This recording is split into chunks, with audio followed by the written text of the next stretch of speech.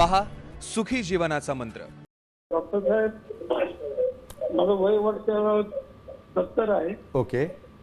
आणि 3 वर्षापासून माझ्या लिंगामध्ये ताठरता नाही. बर, त्यामध्ये लिंगात ताठर तर नाही, वय वर्ष 70 आहे. तुम्हाला काही डायबिटीस किंवा बीपी वगैरे आहे? आहे, डायबिटीस आहे, BP बर, नॉर्मल आहे. हां, बरं. कधीपासून तुम्हाला ताठर नाही, किती दिवस झालं, काय, किंवा तुम्ही परफॉर्म करू शकता का? 3 वर्ष होत आले, बर, काहीच नाही, म्हणजे हालचालच नाही. हालचालच नाही त्यामध्ये. बरं, तुम्हाला नक्कीच महत्त्वाचं सांगेन, तुम्हाला डायबिटीस नाही, बीपी नाही, काही व्यसन देखील नाही, बरोबर आहे?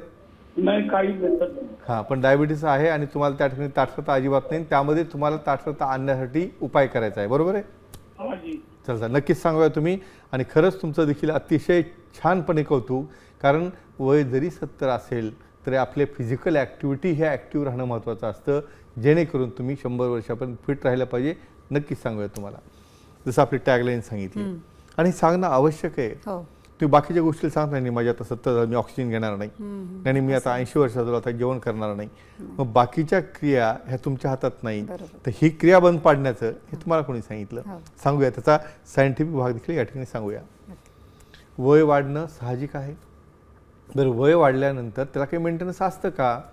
बघा, बॉडीमध्ये जसं प्रत्येक ऑर्गनमध्ये बदल होतो, त्याच पद्धतीने प्रोस्टेटची जो सप्लाय असतो, ब्लड सप्लाय आहे, त्यात एनलार्जमेंट होणं आहे, किंवा बऱ्याचदा त्या ठिकाणी लिंगाकडे जाणारा प्रवाह, हार्मोन्स टेस्टोस्टेरॉन डाऊन झाल्यामुळे तो कमी होत जातो. बरं, एखादा व्यक्ती म्हणेल, नाही मला काही आता करायची गरज आहे, करणं दूर राहिलं, तुम्हाला त्या ठिकाणी सप्लायचं गेला पाहिजे.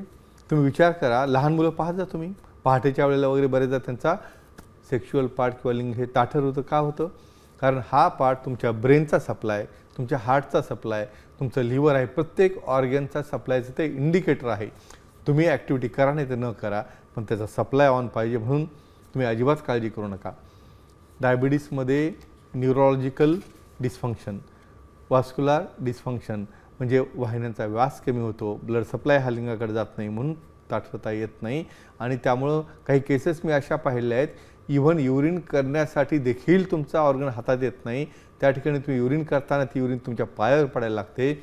आणि लिटरली माझ्याकडे बरेच जण सांगतात, सर आम्हाला इन्सल्टिंग वाटतं म्हणे, असं बाहेर कुठं गेलं की 4 चौघ आम्हाला पाहतात आणि आम्ही बाहेरसुद्धा जात नाही. मित्रांनो, काळजी करू नका.